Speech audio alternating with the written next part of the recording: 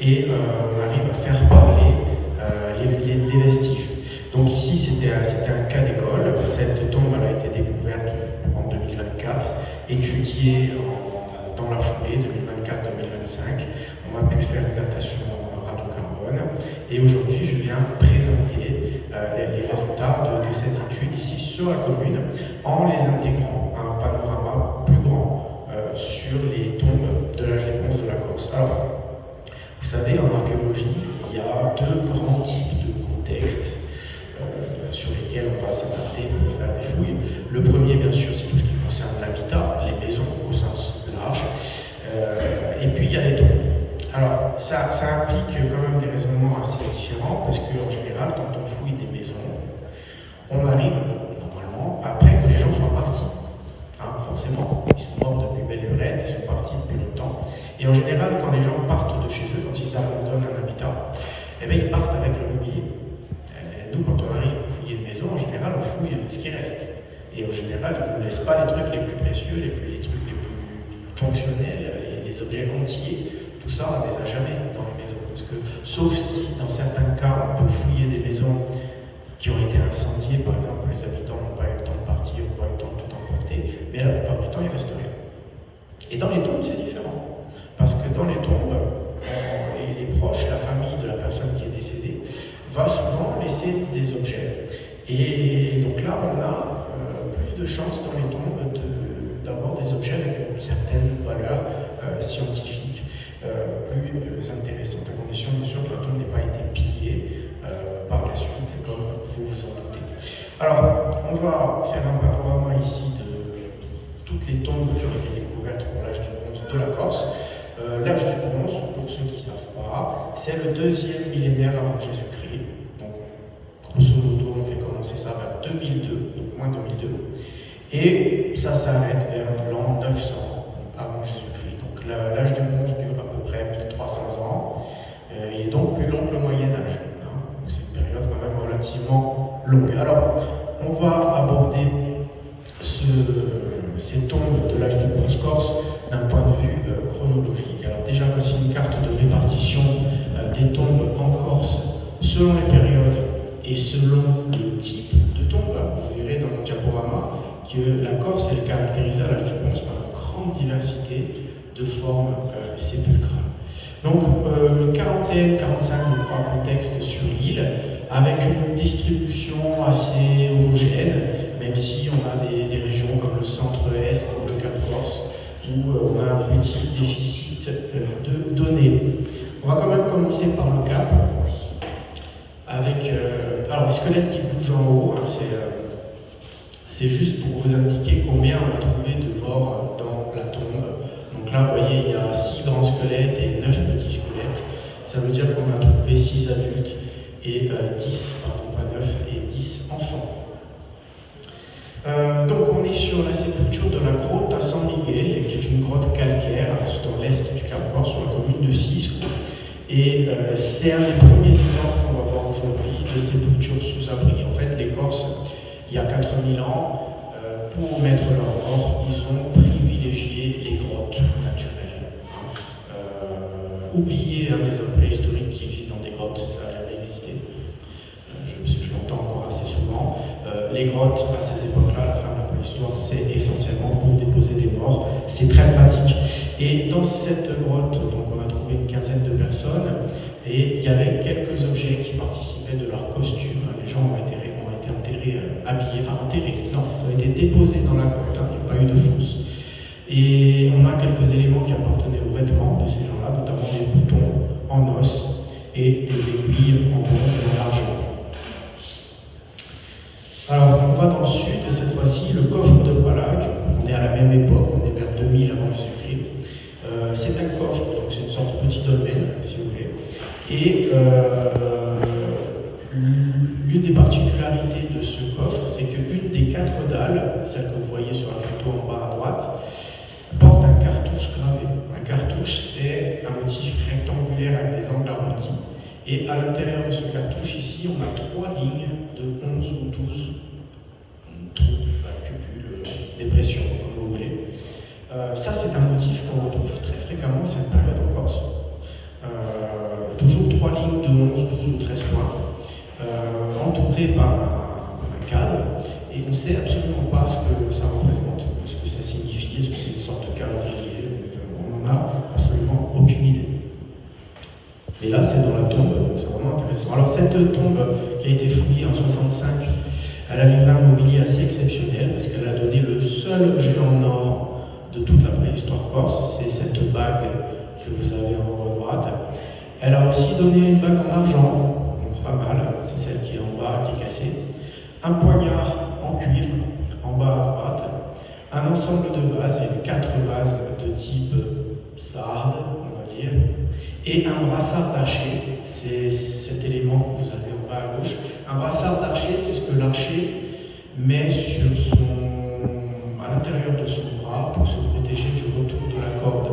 Parce que si vous tirez à l'arc toute la journée, vous finissez par vous user la peau si vous n'avez pas une protection à ce niveau-là. Donc, il y avait aussi une pointe de flèche dans la tombe.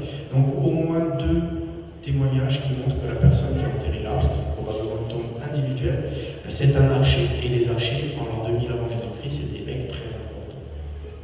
Bien des mecs, hein. Parce que en général, tout l'outillage, tout l'armement lié à l'archerie, c'est dans des tombes masculines, même si ici on n'a pas trouvé de squelette, parce que le sédiment est granitique. Alors, on avance un petit peu dans le temps, on va à Sitiva, on est dans le Tard, et là on a un dolmen. Donc, vous voyez, on a déjà une coexistence des grottes, des coffres, des dolmens. Donc très beau dolmen, Sitiva, probablement construit au néolithique, probablement, mais qui est utilisé pendant des siècles, voire des millénaires, pour déposer des cadavres. Alors, pareil, hein, c'est du granit, donc on n'a pas trouvé de restes humains à l'intérieur de ce domaine. En revanche, on a pu trouver une tombe du bronze ancien qui était matérialisée par plein de vases. En fait, il y avait 19 tasses qui étaient déposées sur la tombe. Donc, à un moment donné, on a mis un mort dans le dolmen, et pendant les funérailles, on a mis autour de son corps une vingtaine de tasses, comme ça, sans qu'on sache ce qu'il y avait à l'intérieur des tasses, ni même s'il y avait quelque chose à l'intérieur des tasses. Je pense qu'il y avait quelque chose, évidemment, mais ça a disparu. Voilà le genre de tasses qu'on a trouvé à l'intérieur. Alors, ce sont des tasses de type tyrrhénien. On va retrouver les mêmes en Sardaigne, en Toscane, en Émilie-Romagne, et dans les Alpes, à chaque fois dans les tombes. Vous voyez, c'est quasiment les mêmes vases en Corse et en Toscane. Alors, le Sartenay, avec la tombe de Mise, qui est vers 1800 avant Jésus-Christ. Donc on a trouvé au moins 6 adultes et 2 enfants. Alors c'est un contexte granitique, mais là pour le coup on a des restes humains. Pourquoi on a des restes humains? Parce que ce sont des tombes à réduction. Alors, je m'explique, ça va être le moment un peu dégueulasse. Enfin, désolé. Donc à cette époque-là, sur ce site-là, quelqu'un meurt. On ne va pas le mettre comme ça dans la grotte. On va procéder à un décharnement accéléré. C'est-à-dire qu'on va faire cuire le mort, si vous voulez. On va le faire cuire assez longtemps pour que les chairs puissent se détacher facilement, c'est comme du poulet. Et une fois que c'est fait, on récupère les os principaux, entre guillemets, donc le crâne, les os des jambes, les os des bras. On va rassembler tout ça, on va fabriquer une petite boîte en pierre, et à l'intérieur de la grotte, on va rassembler les ossements du mort et les mettre ensemble dans ce petit coffrage de pierre. Ça, c'est une mode aussi qu'on voit beaucoup dans le sud de la Corse à ces époques-là. Alors, ce qui est intéressant dans cette tombe de Mise, c'est qu'on a aussi tout un tas de vases. Alors, on va retrouver les dizaines de tasses comme on avait à Sitiva, mais on va trouver aussi ces coupes sur pied qui sont très très belles et qui sont d'inspiration sarde. L'inspiration sarde, on la retrouve sur le site de Mourté. Mourté, on est dans la vallée d'Orto.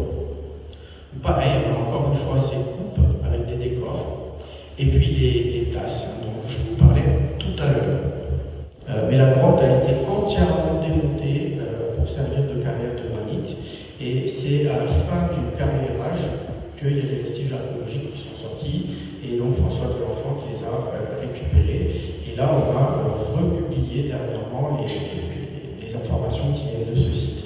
Alors, pas grand-chose dans la grotte de Farage, il n'y a pas de reste humain, mais quelques vases avec une tasse et une coupe. Par contre, on a deux objets intrigants dans cette tombe à Faraj. Le premier, c'est un bâton de lignite.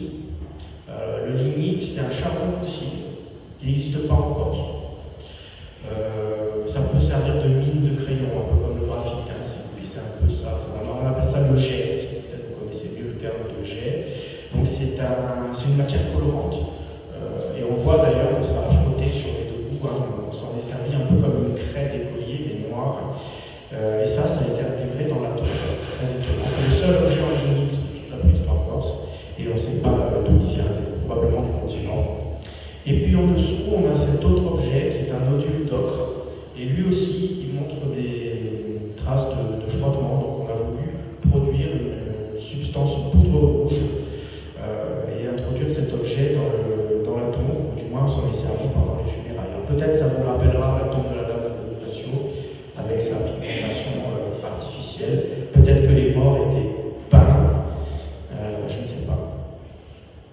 Alors un autre dolmen, le dolmen de Trémiga. On est sur la commune de Casaglione, en Cimarca. Donc c'est un peu comme Sédiva, mais l'architecture est beaucoup moins belle. Là aussi, on a des tombes de l'âge du bronze, moyen cette fois-ci, hein, on commence dans le temps. Alors, juste un mot, je vous ai présenté déjà 7 ou 8 tombes du bronze ancien. Pour le bronze moyen, je n'ai que ça, que cette vague tombe là dans le domaine de Trémiga. En fait, on a un problème de représentativité. Le bronze ancien, très bien connu, le bronze moyen, milieu du deuxième millénaire, très mal connu. Donc, vous voyez, il y a des phases comme ça qui sont mieux documentées que d'autres. Donc, je passe directement au bronze récent. Et là, ça nous intéresse de plus près, parce qu'on arrive dans la période de la sépulture du Pic. Donc, je vais présenter quelques tombes de l'âge de bronze récent, à commencer par celle de Contrasavia. On est sur la commune de Sartène, et là, on est sur une architecture hybride. C'est-à-dire qu'il y avait des rochers qui étaient disposés d'une certaine façon, il y a eu un membre, et on s'est dit, tiens, si on rajoute d'autres pierres comme ça va ressembler à un dolmen, même si on a construit le tiers de truc. Et donc voilà, ce qu'on appelle une sépulture mégalithique hybride. On a rentabilisé un aspect particulier de la forme naturelle du rocher pour mettre une tombe à cet endroit-là, dans laquelle on n'a pas trouvé de restes humains, mais on a trouvé quelques poteries, et surtout on a fait une datation C14, 414 pardon, du bronze récent, du début du bronze vif. Alors, j'en viens à la tombe la plus connue de Corse pour le bronze récent, qui est la sépulture de Labrine I de Campo Stefano, dans la basse vallée du Tard. Donc, vous voyez, c'est une grotte. En fait, c'est un rocher qui est tout seul et qui présente 3 entrées naturelles. C'est assez monumental. Et c'était quand 2009, en mois de juillet, on a eu la chance de trouver les restes d'une sorte de coffrage à l'intérieur de cette grotte. Les restes humains avaient été bazardés. Je ne dis pas qu'ils ont été dissous par l'acidité cette fois-ci. Il semble plutôt qu'on ait eu un pillage, qu'il soit humain ou les renards ou les sangliers, je ne sais pas. Mais en tout cas, il y avait eu des destructions. La chance qu'on a eue, c'est qu'il y avait juste un angle de la tombe qui était préservé. Et dans cet angle, on a eu la chance de trouver cet ensemble de parures que vous voyez ici en bas à droite. Il s'agit de 2 perles en bronze, de 30 perles en ambre et de 25 perles en pierre bleue. C'est l'ensemble de parures le plus important de toute la Méditerranée occidentale pour cette période. La même période que le site du Pic à Bonifacio. Donc on est là sur le cas d'une sorte d'abri sous roche, d'un amoncellement de bouts granitiques, on appelle ça un tore en géologie. On est sur, comme son nom l'indique, on est sur un petit piton, sur une bordure de plateau, et évidemment il n'y a pas beaucoup de sédiments à l'intérieur de cette grotte. Vous voyez, on voit apparaître le rocher nu, et c'est aussi pour ça que les inventeurs du site ont pu découvrir des vestiges comme ça apparents, qui n'étaient pas enfouis sous des niveaux de terre. En fait, pour être tout à fait qu'on a fait, nous, c'est juste le découvrir et étudier ce qu'il en restait. Mais peut-être si on était venu il y a 2000 ans, on aurait peut-être pu faire quelque chose. Mais là, on a vraiment fait avec ce qu'on a pu. Donc on est sur un type de contexte qui est tout à fait classique pour la Corse au deuxième millénaire. Un abri rocheux, plus ou moins éloigné d'un habitat. L'habitat, on ne connaît pas, en l'occurrence ici. Et avec quelques mètres carrés quand même de surface qui permet d'envisager la présence de plusieurs individus. Ce que d'ailleurs a confirmé l'étude des ossements humains qui ont été ramassés dans cette grotte. Je ne me souviens plus, Marc, tu te souviens du nombre minimal d'individus qui ont été enterrés dans cette grotte, mais il y en avait quand même quelques-uns. Il y avait des adultes et des enfants. Et il y avait aussi, chose très intéressante, c'est là que je voulais en venir, c'est que certains individus ont subi une crémation sur le bûcher, une nouvelle fois. Donc c'est pas simplement des gens qui ont été déposés dans la grotte, qui ont été inhumés dans un coin. Il y avait un bûcher pas loin. Le bûcher probablement a brûlé toute la nuit, toute la journée. Et puis, au bout de quelques heures, on est venu, on a ramassé les restes brûlés des personnes pour les mettre dans la grotte. Voici, alors je ne vais pas développer tellement là-dessus, mais ce que vous avez à droite sur le graphique, c'est un résultat d'analyse carbone 14. Donc l'examen brut nous fournit une date à 2991, plus ou moins 30, before present. Alors before present, ça veut dire avant le présent, sauf que c'est un présent conventionnel, c'est pas le présent d'aujourd'hui, c'est 1950 le présent pour le radiocarbone. Et cette datation non calibrée ne tient pas compte des variations isotopiques des taux de carbone dans l'atmosphère. Donc en fait, il y a tout un traitement à faire sur ce datage pour obtenir une datation. Et une fois qu'on l'a fait, on obtient une nouvelle date, elle est en bleu.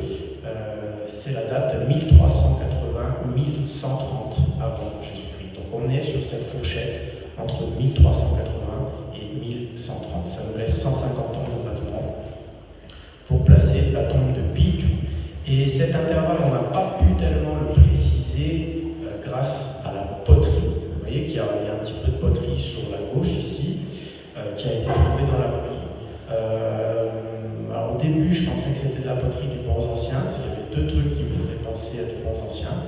Mais au final, la datation radiocarbone, elle est venue contrecarrer mon hypothèse chronologique sur la poterie. Donc peut-être qu'il y a deux périodes d'utilisation de la cavité. Peut-être que c'est moi qui suis pas bon pour dater les poteries. Peut-être que c'est le radiocarbone qui marche pas. Ça peut arriver aussi. Mais en l'occurrence, là, je pense qu'il marche bien et que c'est moi qui marche pas bien. Alors, on continue avec les tombes du XIIIe siècle, parce qu'on a fait une découverte assez spectaculaire à Philiptos ces dernières années.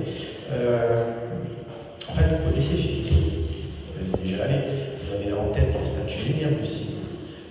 Les statues menhirs telles que vous les voyez sur le site, il n'y en a aucune qui est à sa place originelle. Elles ont toutes été bougées, pour la plupart dès l'âge de bronze. Elles ont été sculptées, érigées, dressées, utilisées, détruites, déplacées, remployées dans les murs. Enfin, elles ont une vie très dans ces statues menhirs. Et donc, depuis 70 ans que les archéologues sont à Philiptos, on ne savait pas où étaient plantées ces statues menhirs durant l'occupation de Castille du deuxième millénaire. Et par un coup de chance incroyable, lors de la foule de 2021, on a trouvé les fosses d'implantation des monolithes de Philiptos. C'est la tombe de Lanning en Castagnic. Donc on est là sur une grotte qui aujourd'hui se présente au milieu de falaise. Il y a une falaise qui fait 32 mètres de haut, et au milieu de la falaise, il y a une grotte. Et franchement, c'est très compliqué d'y accéder, aussi bien par le haut que par le bas. Mais probablement qu'il y a 3000 ans, c'était pas comme ça. La falaise, elle a dû s'écrouler en grande partie, peut-être qu'à l'époque c'était plus facile pour y accéder. Alors, dans cette grotte, on a trouvé les restes de 7 individus, 5 adultes et 2 enfants. Aucun objet, aucune poterie, pas de métal, pas de perles, rien, à l'exception de 2 grosses boîtes en bois DIF que vous avez sur les photos.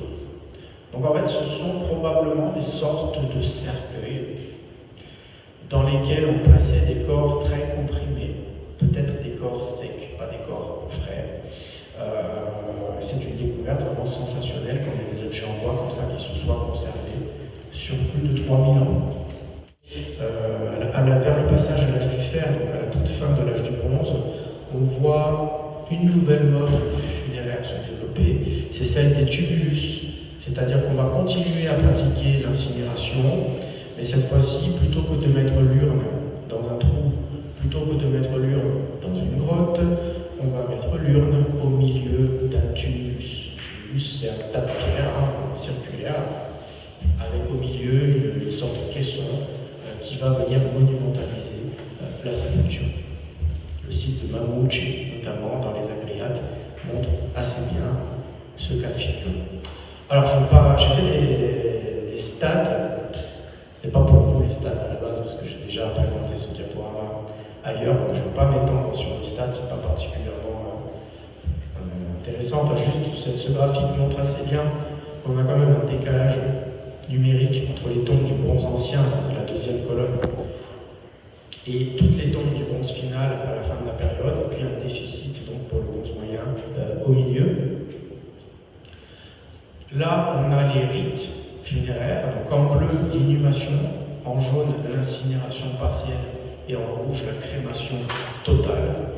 Donc on voit que la crémation totale se développe plutôt à la fin de la période, alors que l'incinération partielle, c'est plutôt au début. Et puis on a ce grand problème en Corse, même si je vous ai dit ici on a 5 individus, là on a 3 cadavres, en règle générale en Corse c'est très compliqué d'avoir des chiffres sûrs parce que le sous-sol ne nous aide pas, que ce soit du schiste, que ce soit du granit, on a une dissolution chimique des ossements. On a aussi les conditions de conservation qui sont dégradées par les pillages humains, animaux, même les végétaux s'y mettent, les racines notamment. Donc voilà, il faut rester quand même humble par rapport à la donnée qu'on extrait. Mais quand même, on se rend compte qu'il y a surtout des tombes collectives. À part pour le coffre de Palag et à part pour les tombes de Philitose, qui sont probablement des tombes élitaires, des tombes de gens importants, on se rend compte que probablement 90% de la population, au moment du décès, est placée dans une tombe collective. C'est un peu comme l'arc. Alors au niveau des mobiliers, on a surtout des vases pendant la première partie de l'âge de bronze, plutôt aux anciens, avec des profusions de vases, qui tombent à 15, 25, 40 vases. Et ça, c'est une tendance qui tend à disparaître avec le temps qui passe.